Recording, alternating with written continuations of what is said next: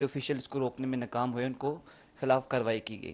ساتھ ساتھ آپ نے جو فارمیشن کمانڈر کانفرنس تھی اور کور کمانڈر کانفرنس میں تھی اس میں ذکر کیا کہ آئندہ ایسا واقعہ ہوا تو ان کے خلاف سخت کارروائی کی جائے گی۔ تو کیا خدا نخواستہ اگر دوبارہ ایسا واقعہ رونما ہوتا ہے تو سیکورٹی فورسز کے پاس تو آنسو گیس کے شیل نہیں ہوتے پولیس کی طرح اور نہ ہی کوئی ڈنڈا ہوتا ہے، تو کیا سیکورٹی فورسز بلوائیوں پر گولیاں چلائیں گے؟ یہ ایک آئی تھنک امپورٹنٹ پوائنٹ جو آپ نے جس کو ہائی لائٹ کیا ہے، ہمارے خیال میں یہ سانحہ 9 مئی جو آپ پوائنٹ بات کر رہے ہیں کہ سانحہ 9 مئی کا تدارک ہم نے کیسے کرنا ہے کہ ایسا واقعہ دوبارہ نہ ہو. We have to think here کہ دوبارہ ایسی صورتحال نہ ہو. تو اس کا جو رسپانس ہے وہ خالی فزیکل رسپانس میں نہیں ہے، اس کا جو رسپانس ہے وہ باقی اور ڈومینز میں ہے، اور وہ اس میں ہے کہ جو عوامل، جو وجوہات جن کی وجہ سے یہ سانحہ پیش آیا ان تک پہنچا جائے اور ان کا تدارک کیا جائے.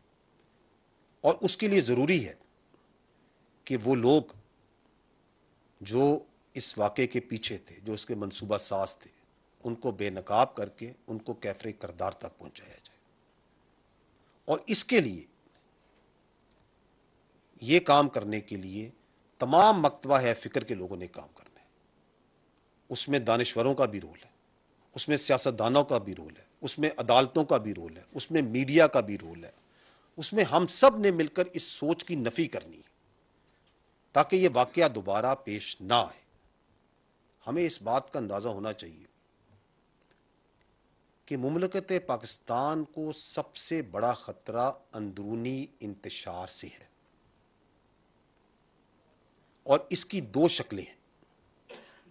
ایک شکل دہشت گردی کی صورت میں ہے جس کے اگینسٹ قانون نافذ کرنے والے ادارے اور فوج پاکستان اور انٹیلیجنس ایجنسی سیسا پلائی دیوار کی طرح کھڑے ہیں اور اس دہشت گردی کی جنگ کے خلاف لڑ رہے ہیں اور لڑتے رہیں گے.